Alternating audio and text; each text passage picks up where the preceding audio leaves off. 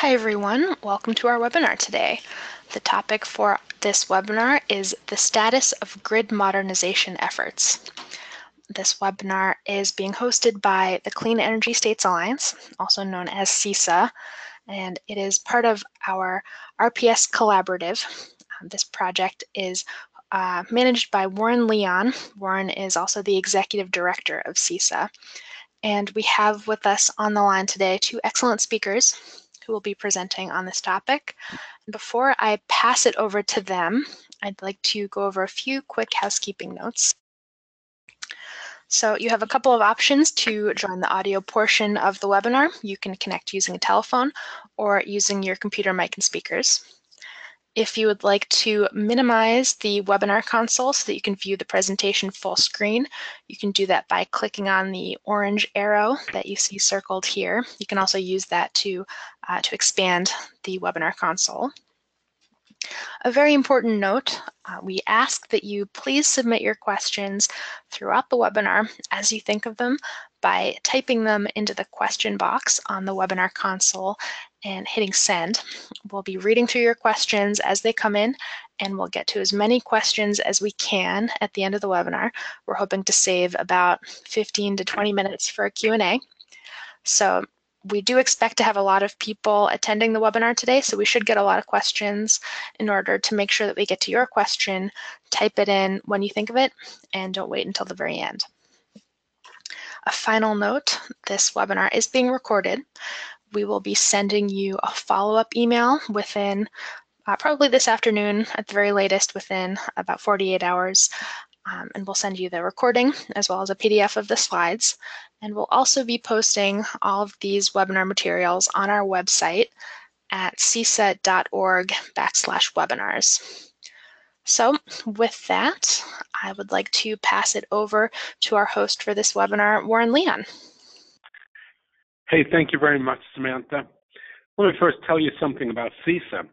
CICA, the Clean Energy States Alliance, is a national coalition of public entities that are interested in advancing clean energy. Most of our members are state agencies. You can see the logos of our various members up there on the screen. And if we could go to the next slide. One of the things we do as an organization is we manage the RPS Collaborative. This is something that's funded by the Energy Foundation and the U.S. Department of Energy. It facilitates information sharing and networking and the advancement of best practices in the wonderful world of RPS. And we have a monthly newsletter which talks about what's going on around the country related to RPSs. And we do webinars and other activities. You can sign up for the mailing list by going to the projects page on the CICA website and go to the section on renewable portfolio standards. If we could go to the next slide.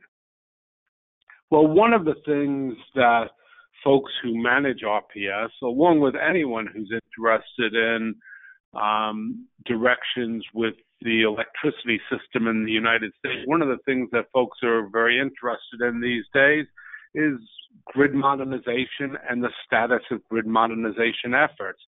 There's a lot going on in this arena, and luckily, there are two organizations, the North Carolina Clean Energy Technology Center and the GridWise Alliance, that track and write about and assess trends in grid modernization.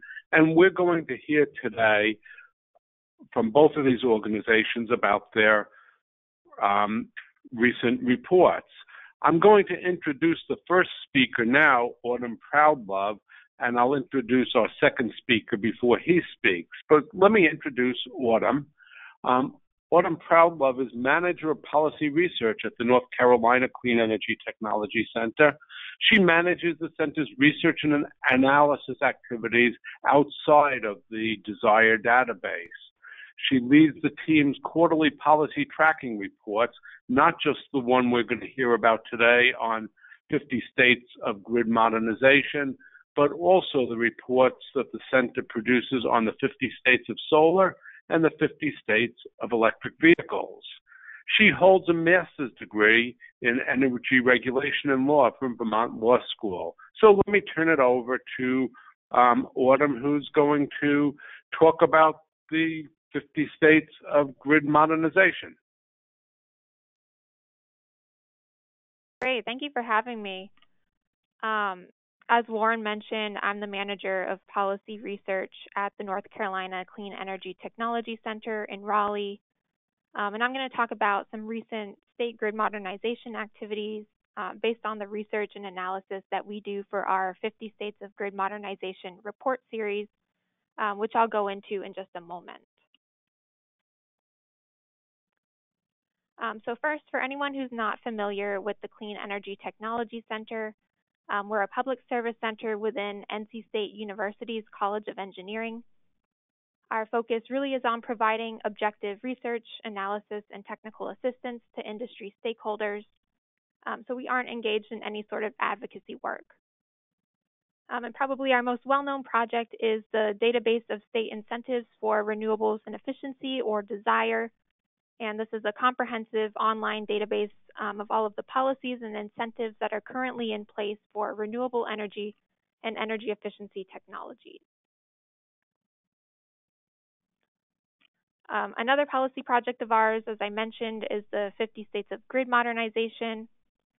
This is a quarterly report series that we launched last year, which details all of the state and investor-owned utility grid modernization activities occurring each quarter. So we examine all legislative and regulatory activity and take kind of a broad view to grid modernization. Grid mod tends to be one of those terms where everyone seems to have a different definition. So to keep this as comprehensive and as useful as possible, we look at many different aspects of grid modernization. We're also seeing a lot of states address these issues more holistically. So we didn't want to go and try to separate out all of these different pieces. So we examine really any legislative or regulatory action related to smart grid and advanced metering infrastructure, energy storage, microgrids, demand response, and regulatory and rate reforms. And as Warren mentioned, we do have separate reports which do pretty much the same thing for distributed solar and for electric vehicles. So there are a lot of different ways that you can categorize this information, but we chose to break these actions out into 6 different categories.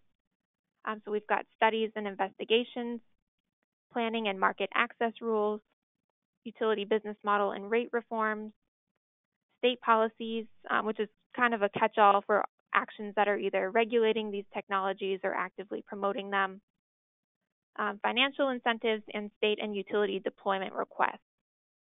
And so we do have executive summaries of our report available online, and you can purchase individual copies or subscriptions to the report.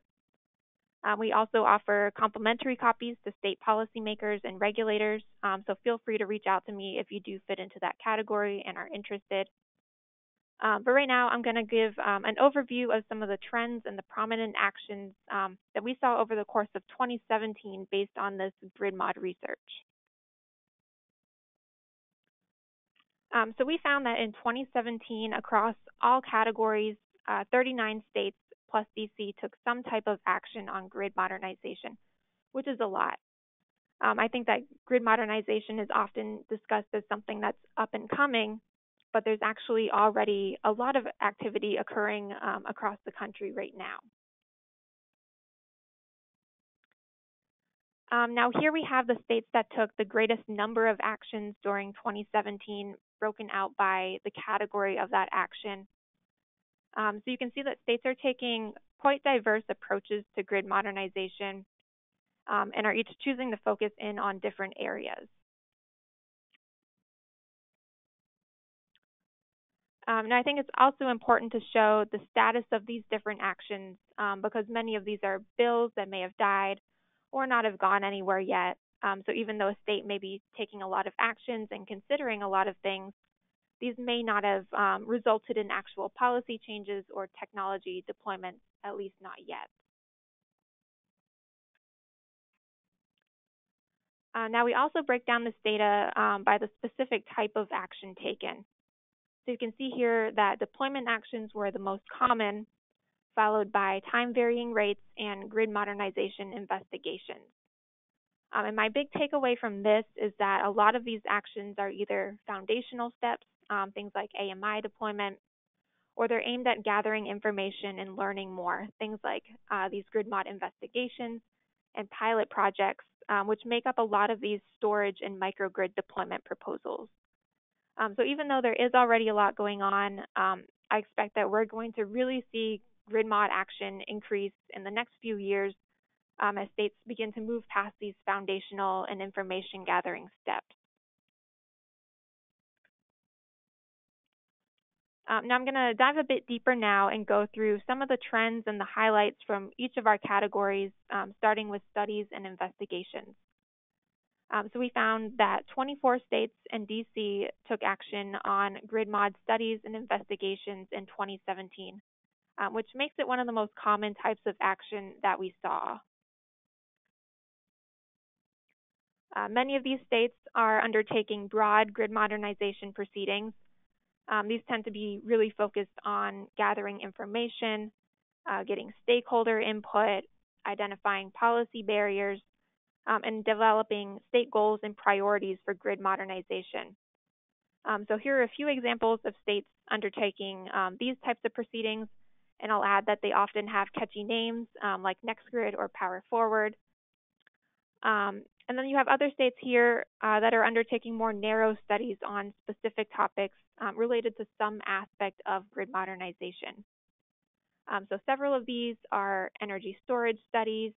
Vermont initiated and completed a study last year, and there are storage studies currently underway in Maryland, Nevada, and North Carolina. Michigan and Hawaii examined utility business models last year, and Michigan also studied demand response potential. We've also seen states undertake or propose studies on rate design, microgrids, and smart inverters, so quite a bit of activity on these topical studies as well. Now in our second category, planning and market access, we found that 18 states took action in 2017. Integrated resource planning is one area that's receiving a lot of attention right now, particularly in how storage fits into the IRP process. So in 2017, a few states here issued decisions now requiring utilities to demonstrate that they've fully evaluated energy storage options in their IRPs.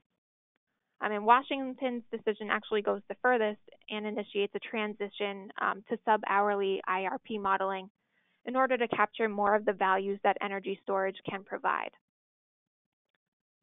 Distribution system planning is another area of increasing focus. Several states and utilities are working to evaluate the highest value locations for DER deployment on the distribution grid, and then to make this information publicly available through hosting capacity maps. States are also considering how non-wires alternatives are considered, and non-wires alternatives essentially refers to the strategic deployment of DERs in order to defer, to mitigate, or even obviate the need for certain transmission and distribution system investments. So there are some states and utilities examining how these projects are analyzed and how they're compared to traditional T&D investments. We're also seeing ISOs and RTOs evaluate how resources like demand response and energy storage can participate in wholesale markets. So just last month, FERC issued an order directing ISOs and RTOs to develop rules for energy storage to participate in wholesale energy capacity and ancillary services markets. So this is expected to really open the door for storage participation in these markets, and there's certainly more action to come along on this. We found that 17 states and DC took action on utility business model and rate reforms last year. And a lot of grid mod tends to be focused on what utilities are doing, but we look at rates because they play a large role in technology adoption by consumers. So the majority of rate reform action that we've seen has been related to residential time of use rates. California has taken the most action on this. They're transitioning to default time of use rates for their residential customers. Some states and utilities have also examined residential demand charges, although no investor-owned utility has a mandatory demand charge for all of its residential customers. There are also some utilities that are looking at creating rates specifically for customers with battery storage. We're also seeing states and utilities begin to examine reforms to the traditional utility business model. The majority of these proposals have been related to decoupling and to performance-based rates, although Nevada is considering restructuring to potentially create competitive wholesale and retail electricity markets in the state, which would be quite a dramatic reform. We found that 26 states and DC took action related to grid modernization policies in 2017. And as I mentioned earlier, policies is kind of our catch-all, so it includes a lot of different types of actions. The majority of these relate to AMI opt-out rules and fees, with energy storage procurement targets and data access rules also seeing quite a bit of action. A few highlights from 2017 include New York enacting legislation to create a storage procurement target. The governor there also announced a 1,500 megawatt target in January. The Hawaii Public Utilities Commission approving a special compensation program for solar plus storage customers, where they will be credited for energy that's exported to the grid during non-daylight hours. And the Arizona Corporation Commission is considering a clean peak standard, which would require a certain percentage of peak load to be supplied by clean resources. So it's kind of an innovative twist on the traditional RPS. We're also seeing a lot of states examine interconnection standards for energy storage systems, as well as customer data access policies. So we found that 14 states took action on financial incentives during 2017. And the majority of these actions related to rebate programs, grant programs, and tax credits. And overall, 31 of these were for energy storage incentives, and 4 of them were for microgrid incentives. So there's really quite an emphasis on state incentives for energy storage right now. Some of the proposals we saw would create new incentives for storage or microgrids, while others would expand the eligibility of existing incentives to now include storage and microgrids. I think one of the biggest developments of 2017 was the Maryland legislature creating the country's very first state tax credit for energy storage. Nevada also enacted legislation that creates a new energy storage incentive program. The details of this are being worked out at the commission. And Florida and New York both adopted property tax abatements. Florida's is for solar plus storage, and New York expanded the eligibility of an existing property tax incentive to now include storage. And the last category that we looked at was state and utility proposals to deploy grid modernizing technologies. So we found that 29 states took action on deployment in 2017. The majority of these proposals were to deploy battery storage or advanced metering infrastructure. And we found that a lot of the storage and microgrid proposals tend to be for pilot projects. So there's a lot of efforts underway by utilities right now to learn more about the operation and the impacts of these technologies. A couple of these proposals were for utility-owned battery storage systems that would be located at residential customer homes, which is a bit of a different model than what most of these projects are that are being proposed, although it's something that utilities are also looking at for rooftop solar. We're finding that the ability for utilities to own and operate storage and microgrids is coming up as an issue in some restructured states. In Maine, it was determined that Emera wasn't permitted to own a microgrid because of the generation aspect of the project. And the Texas Commission has been considering a proposal from AEP to deploy storage as a non-wires alternative. So still some issues to be worked out there. And lastly, we're also finding that cost is frequently coming up as a pretty contentious issue for these larger grid modernization packages. There have been some stakeholders raising concerns about gold plating the grid and making sure that benefits do justify the cost. So that's a very high-level overview of the grid mod activity that we've been tracking, but I'll leave you with a couple of points here. Grid modernization is, of course, very complex, so there are a lot of considerations and a lot of different options to be thinking about. We're seeing states take very diverse approaches to grid mod, so I think there's a lot of experimentation and a lot of learning going on right now. And states have an opportunity to really think about their own local issues and needs, as well as their own goals for the future electricity system. And most of the states that we're seeing are in the earlier stages of grid modernization right now. So I don't think any state has said, yes, grid modernization is all done, we can cross that off the list. So I think that there's still a lot more grid modernization activity on the way. And with that, I will hand it back over to Warren. Hey, thanks very much, Autumn. That was very useful, gives a good picture of what's going on around the country. We're now going to switch and look at a different take on trends in grid modernization and look at the work that the GridWise Alliance has been doing. And we're fortunate to have with us today Steve Hauser, who's the CEO of the GridWise Alliance. For more than 30 years, Steve has been a leader in clean energy and smart grid technology development efforts. He was the driving force behind the creation of the GridWise Alliance, as well as the Global Smart Grid Federation and related smart grid organizations. He participated as a key advisor to the National Science and Technology Council's Smart Grid Task Force. And before doing this, his current work, he previously held senior management positions at the National Renewable Energy Lab, at GridPoint, and elsewhere. So with that, let me turn it over to Steve Hauser, who's going to talk about the GridWise Alliance's Grid Modernization Index.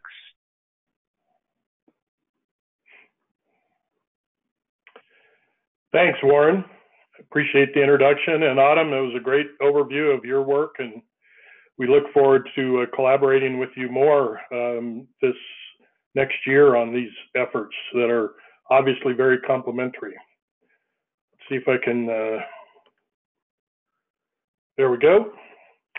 So I'm not going to spend a lot of time talking about the GridWise Alliance. Probably many of you on the audience have heard about us over the years. We are a nonprofit that's based in Washington, D.C., and we represent a broad cross-section of stakeholders across the electricity industry on issues that relate to smart grid and now grid modernization. The Alliance is really a pioneer in this space. We began our work over 15 years ago and certainly had huge impacts on some of the early national smart grid efforts like Title 13 in 2007 and the Recovery Act smart grid efforts that followed that.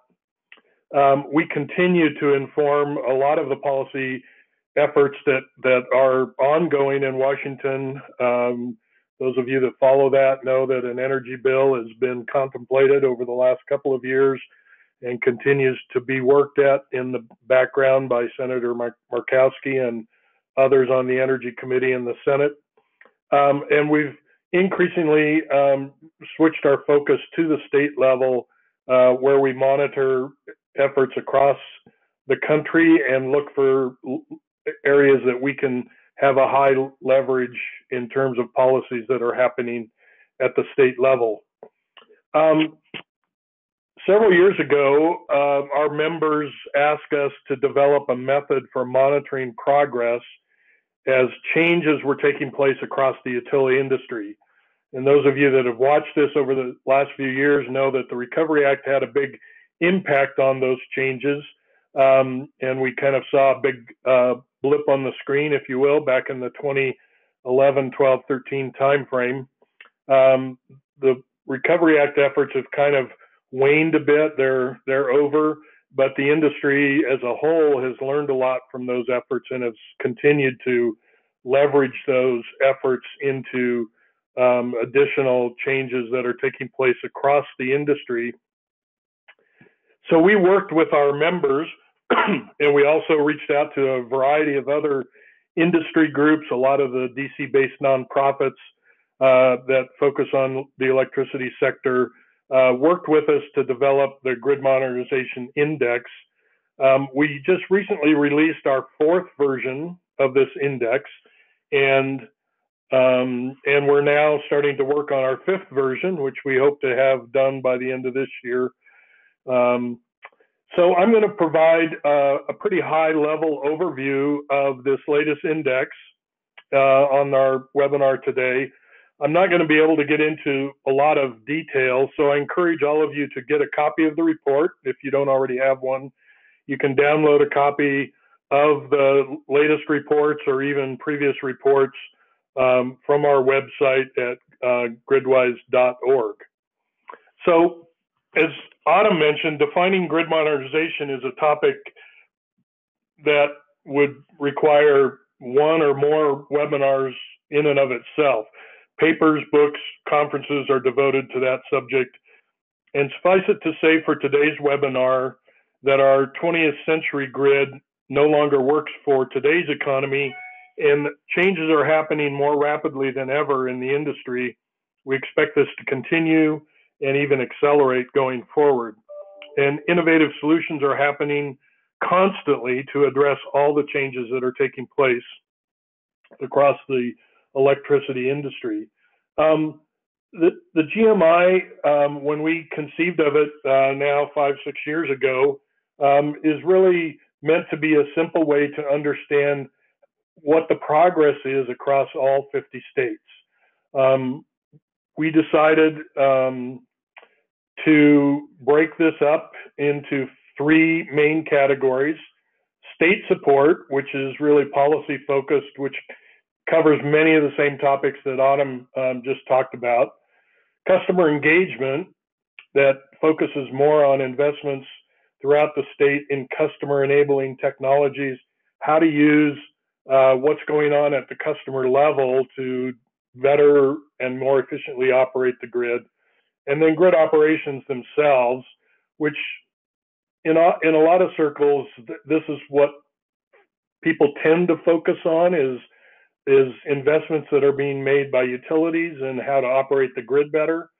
But we saw that really as only one aspect of overall grid modernization, and so we've chosen to have that be a part of our activity. As I mentioned, we started this back in the 2011-12 timeframe, right on the tail of the Recovery Act investments, and we've just recently released the 4th index. So let me talk a little bit about how we do the scoring. So we actually look at 65 different categories, if you will, questions that make up the 100-point total that we arrive at. And we've balanced the state support, the 3 categories: state support, customer engagement, and grid operations. Each year, the point total that's given to each of these 3 categories has changed ever so slightly. And I won't try to get into those details today, but if you look at the different reports, you'll see the changes. And that's really meant to do a better job of reflecting what we think is really happening in the states. There's no bias there in terms of looking at particular technologies or anything. It's just a way of adjusting the scoring to be more representative of what's really going on in the states.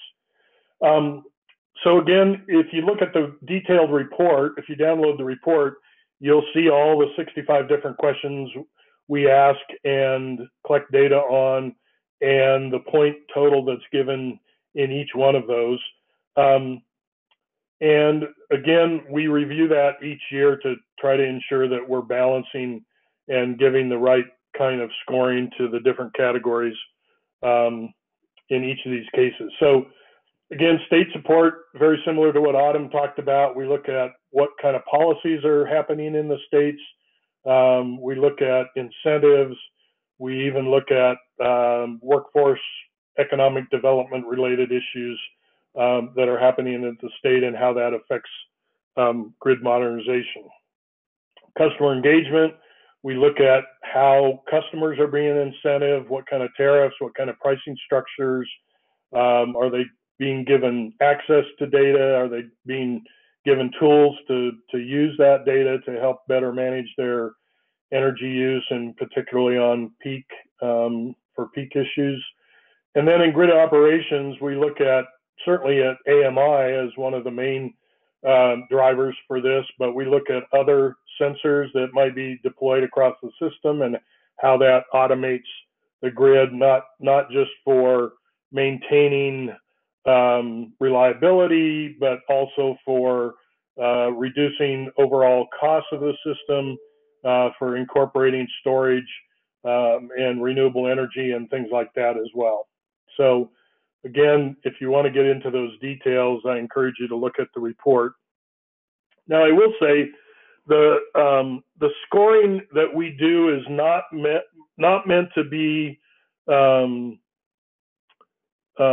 contest between states, right? So it's not meant to say which state is better than another. It's also, I want to encourage you to understand that the trying to come up with a score for each state is not a trivial matter. And some states have dozens, if not hundreds of utilities across the state. We don't try to collect data on every single utility in terms of what they're doing in grid operations, but we try to find sort of dominant regions of the state that kind of reflect what's going on across the state, even though it may not reflect every single utility across the state. So here's the overall results we got in this latest index that we did.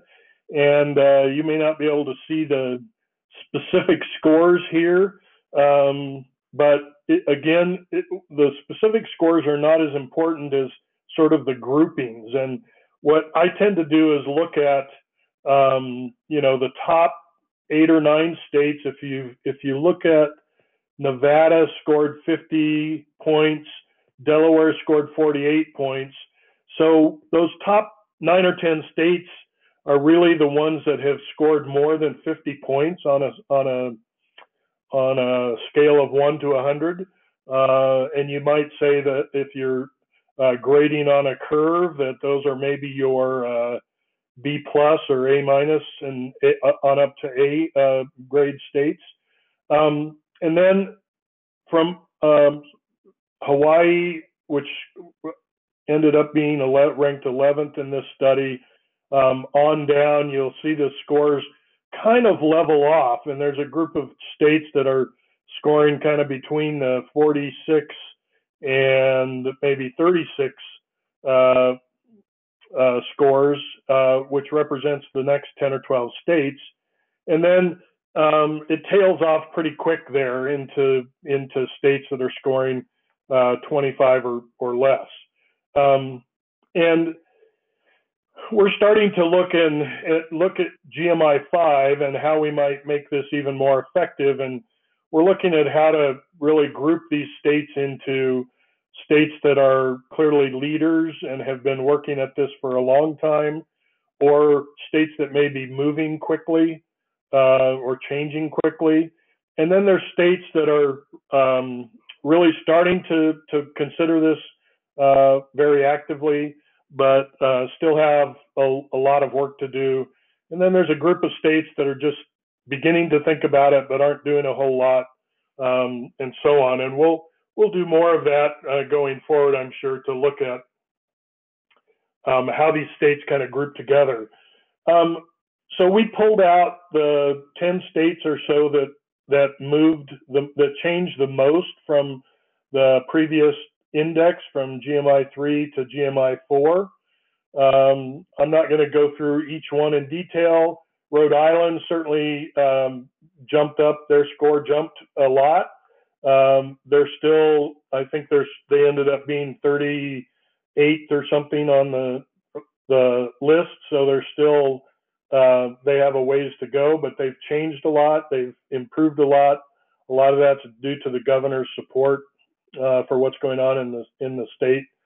Washington, Colorado, New York, these are states that you probably saw on Autumn's list as well, where there's a lot of things going on with regard to policy changes, but there's also implementation things that are starting to happen. In particular, states like Nevada, Ohio are starting to implement changes based on policies that have been in place for a while. So let me jump to key takeaways, and then I've got a few more details that I'm just going to skim over.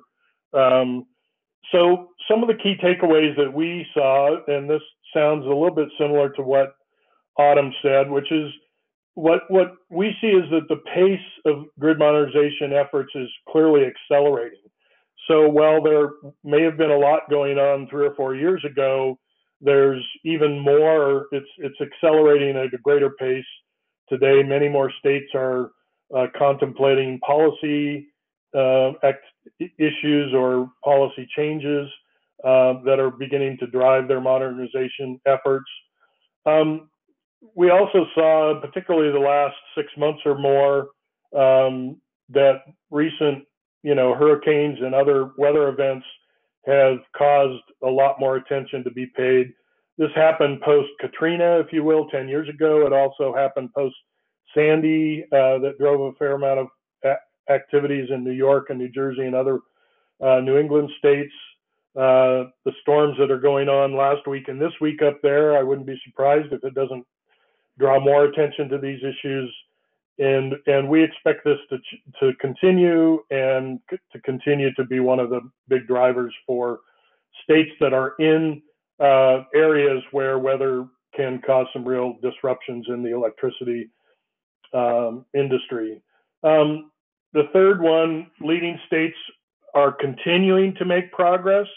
The top states in the previous surveys are similar to those states that are top in this survey: California, Texas, Illinois, and they're going to continue to do a lot of building on what they've already done over the last few years.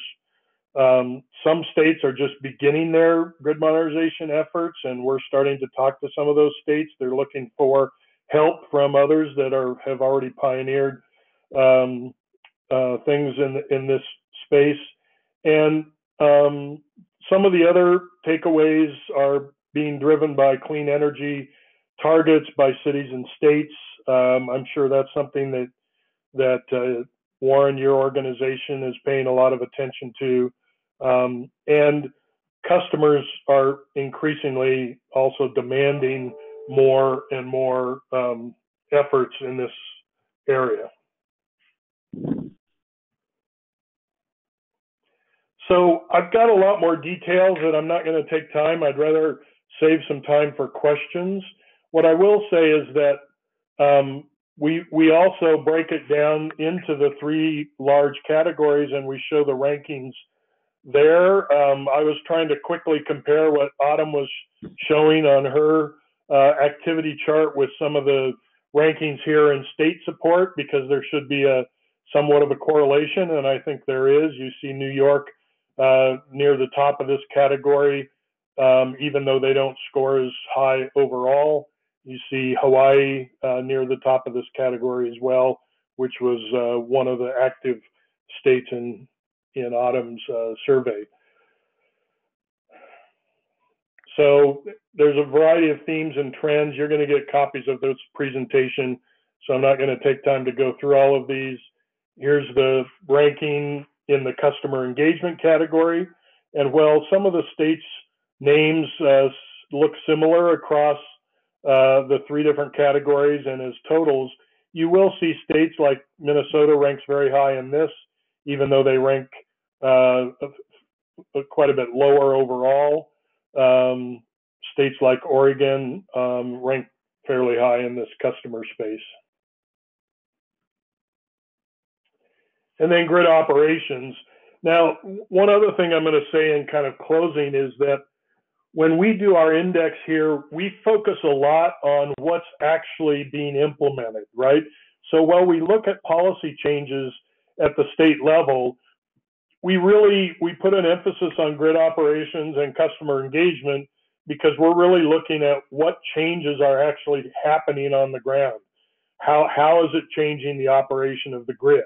And not just from a technology standpoint, but from a analysis standpoint, from an automation standpoint, and so on. And so we tend to be biased towards, it's nice to talk about it, but we want to give credit to those states and those utilities who are actually doing things about it. And so there is more of an emphasis on maybe grid operations and some of the customer engagement activities.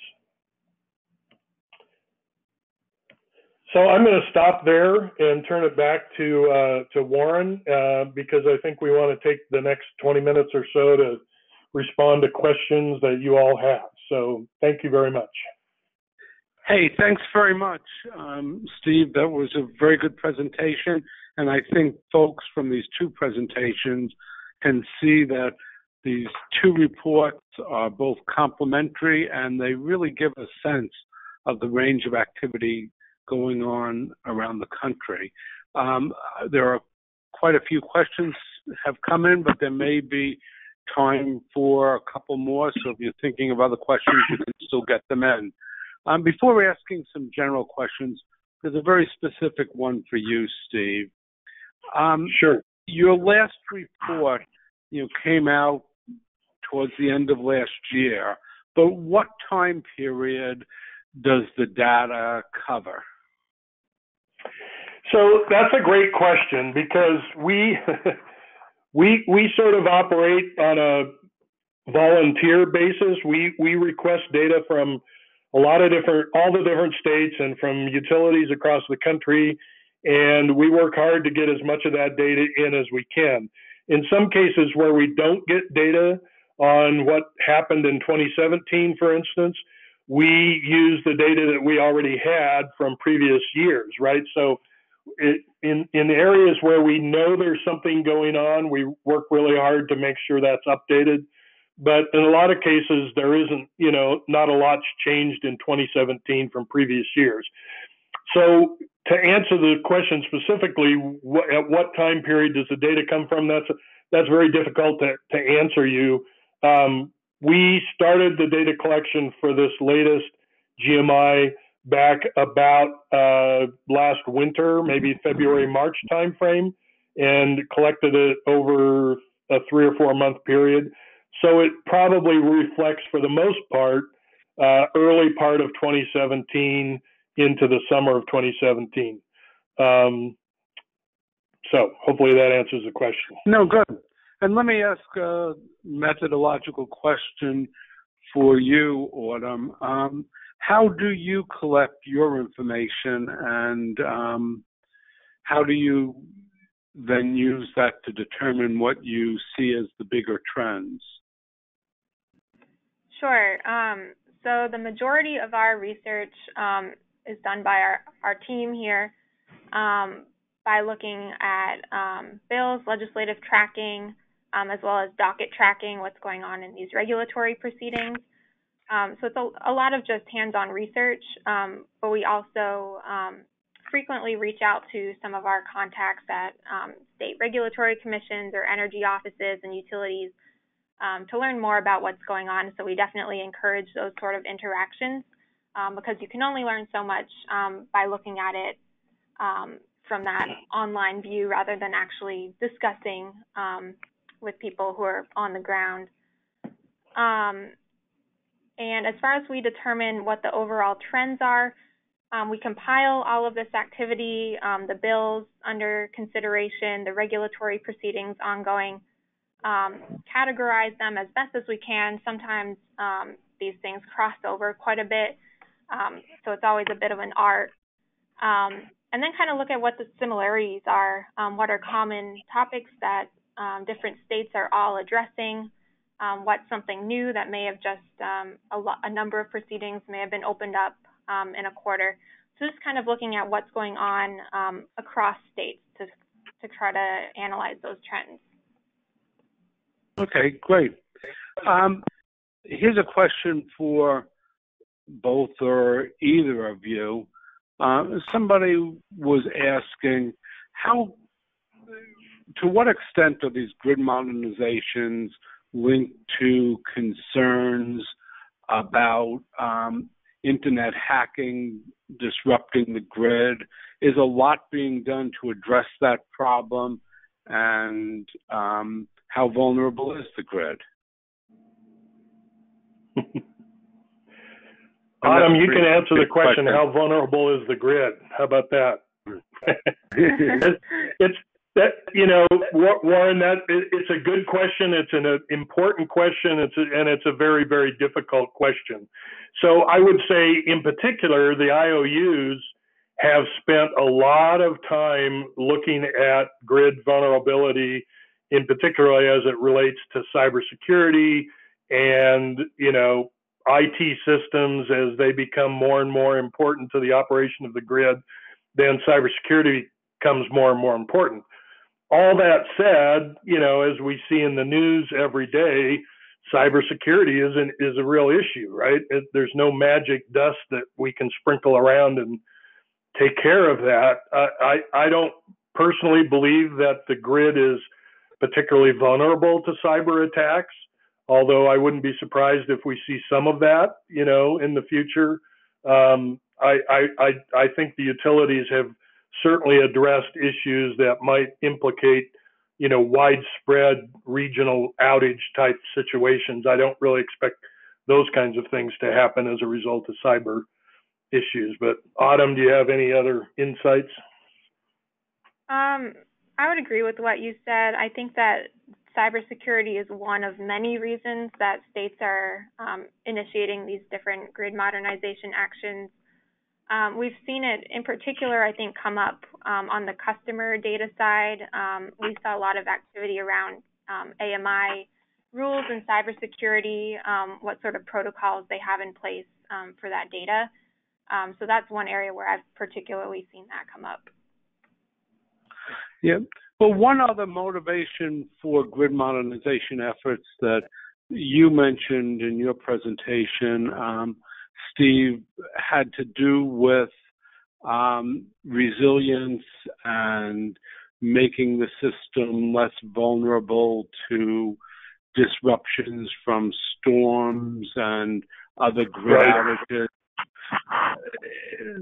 Can you, without being able to quantify it, is that like one of the top 3 motivations for grid modernization, or is it one, 10 or 15 things? It's a great question. I'll answer it by saying that, one of the things I've learned over the last 10 to 15 years is that every utility, every city, every state has different motivators, right? So, if you're in Florida or Houston, obviously, or even anywhere on the East Coast, then storm resiliency is a big concern and a growing concern. And utilities like CenterPoint in Houston and Florida Power and Light in Southern Florida, they've done substantial investments in modernizing their system in order to not so much prevent outages, but to recover quickly, right? To isolate outages quickly, get people back, their power back online quickly. Chattanooga is one of my favorite cities. They've invested a lot because they're in Tornado Alley, and it's important for them to be able to get their customers back on very quickly. If you go to other parts of the country, storm resiliency is much less of an issue. So, there's certainly utilities in parts of the country where they're not very worried about flooding. They're not very worried about hurricanes. But there's other drivers for them. So, the long answer, Warren, is that it varies from, state to state and even from city to city in terms of what's really driving grid modernization. Okay.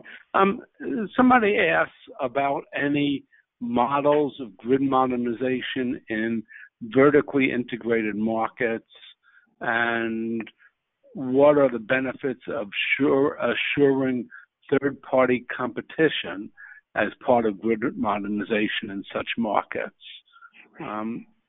Either of you able to respond to that? Autumn, you want to go first this time? Sure. So I think that's an important issue that we're seeing come up in vertically integrated markets. You frequently see some of these larger grid modernization proposals come forward, but maybe not as many opportunities for customer adoption of technology. So it's definitely something that is an issue and that's being addressed in these proceedings that are ongoing. So I can't really say too much more personally about it, but it is something that I think is important to keep in mind, and that we are seeing come up as an issue and a consideration. Yeah. And I happen to live in Colorado, which is a vertically integrated market, and Excel is doing a lot around grid modernization. Some of it's being driven by the amount of wind that is integrated into their system. It's also being driven by peak load management to be more efficient. It's less about storm recovery here in Colorado than it might be in other parts of the country, but there's still big motivators for modernizing the grid, and I know that's true in other vertically integrated states. Maybe Ohio's another good example where AEP is doing a lot around grid modernization.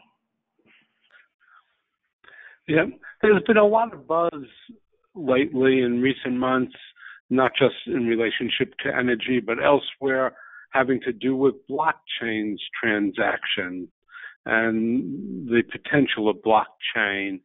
Is that something that's at all coming up in discussions about grid modernization? Well, it's definitely coming up as a topic, right? I mean, it's what do I want to say about it? It's over the horizon. It's a little bit like auto driving vehicles.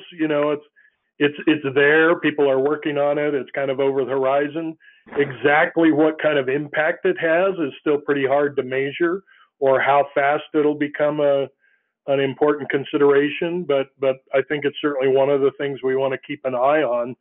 What we have to be a little bit careful of when we're looking across the industry, and I think Autumn would agree to this, is that it's just not technology driven, right? It's really solution driven. So we're looking for things that will make the operation of the system more safe, more affordable, more secure. And if the technologies that are kind of over the horizon can help with that, they're going to find a place in the market. There's no question about it. But just because they're a cool technology doesn't necessarily mean that they're going to be a big player in the market down the road. Yeah, and I would just add, I keep seeing a lot of discussion around blockchain and grid modernization. So there is a lot of talk and a lot of interest, but I can't say that I've seen any policy action, really any concrete action come forward dealing with that. So I think it's still just a topic of discussion right now. Okay. The next question is going to be a long one, but I think it's actually reasonably interesting. Back in 2014, RMI released the Economics of Grid Defection study, that indicated that much of the U.S. would begin to see off-grid solar plus storage being competitive with grid power for commercial and industrial and residential customers. And that potential vision of people moving off the grid to adopt solar plus storage, is that at all a motivation for grid modernization efforts? Is that something that utilities and states you see thinking about as they decide what to do with grid modernization? I'll give a quick answer and then let Autumn respond too, which is, yes, obviously they're thinking about it. I mean, it is an issue, it is a concern.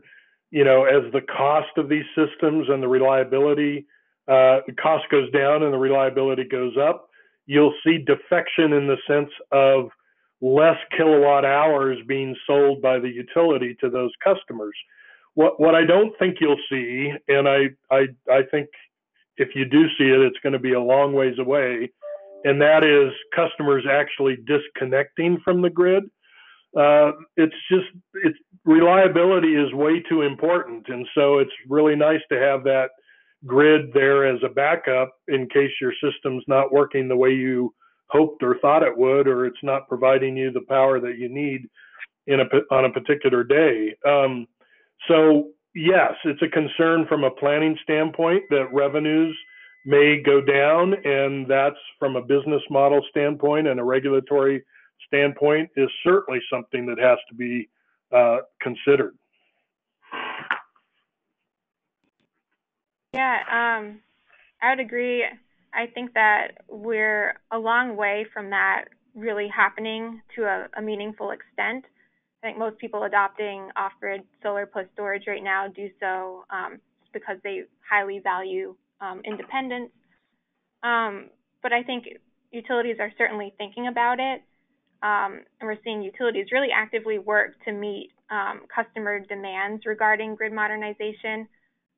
So they're working to try to meet customer wants and needs through their system. And I think it's kind of interesting. I mentioned a couple of proposals from Northeastern utilities where they would actually site energy storage systems at residential customer homes and own them. So that is potentially a way that utilities are working to meet customer demands, but also preserve their business. Good. Well, I'm going to ask one more question that's going to have two parts. And I'll tell you the second part first so you can be thinking about it. The second part is there anything you want to say that you haven't had a chance to say up till now, or any point you want to reemphasize? So that's the second part of my question. But the first part of the question has to do with the your sense of the pace of grid modernization. Is grid modernization picking up speed, or is it a case where there was a lot of momentum a couple of years ago and now it's sort of steady state moving forward, or do we see efforts peaking? So that's a two-part question, whichever of you wants to go first, and then the other one can also answer it. Autumn, I'll let you go first. Sure. So I can say through our tracking, we started it in Q1 2017, and over the 4 quarters that we've completed so far, we saw grid mod activity pick up each quarter. So I certainly think that it's increasing. I mentioned this before, but a lot of these actions that we're seeing right now are kind of geared toward these first steps, things like AMI deployment, or information gathering like pilot projects and investigations and studies. So I think we're going to continue to see this activity pick up as states move past those stages and work toward more concrete policy proposals and actual technology deployment. The second part, as far as anything I haven't said so far, I can't think of anything off the top of my head. I would just emphasize again that there's a lot going on across the country, and it's very different from state to state. Each state is really kind of charting its own course, taking its own approach to grid modernization, which I think is great because there are local needs and issues to consider. So it's interesting to see all of these different approaches, and I think states can learn a lot from each other by seeing what's going on across the country. So I agree with what Autumn said. I might add a couple things, which is it seems like that the actual implementation of grid modernization kind of comes in waves. So there was an AMI wave, within the last 5 years or so, but we still have a ton of work to do on the AMI front. There's a solar rooftop wave that's, I don't know if it's peaked or if it's just getting started, but that's clearly a wave. There's a storage wave that seems to be coming down the pike here in the next few years. 4, 5, 6 years from now or so, there'll probably be an electric vehicle integration wave that we're starting to see happen in different markets. And there's probably other things too, but it tends to come in waves. And I think in large part, we're just really getting a good start on grid modernization. I think we'll see a lot more happening over the next decade than we've seen over the past decade. And it'll happen more broadly across many, many more markets. If you think about the fact that we have, 3,000 utilities here in the country, then, how many of those 3,000 are actively doing grid modernization? I don't know what the number is, but it's probably in the 100 or between 100 and 200. So we still have 2,500 plus utilities that still have a lot to do, right? So I think we're just getting started. I think it's an exciting time because I believe there'll be new solutions that'll come into the market here in the next few years that we can't even predict at this point. So there'll be some exciting things yet to come. In terms of things I haven't said that I'd like to say, there's so much that we can learn from sharing with each other, which probably doesn't happen as much as we'd like it to. The GridWise Alliance is starting an effort this year to really do more on best practices and trying to see what, where there are examples of what we might consider to be a best practice in a particular area, so that we can share that more broadly across the entire industry. So I think there's a lot more work to do, and I'm glad we did this webinar today. Thanks, Warren, for hosting us. Well, I'm glad you both did this webinar today. I learned a lot from it, and I suspect that others on the line learned a lot as well. And I assume that folks will want to keep reading and following the quarterly reports from 50 states of grid modernization from the North Carolina Clean Energy Technology Center, and will want to look eagerly for the next version of the Grid Modernization Index from the GridWise Alliance. Thank you very much to Autumn and Steve, and I look forward to having many of you folks listening to our next webinar through the RPS Collaborative and the Clean Energy States Alliance. Thank you. Thank you.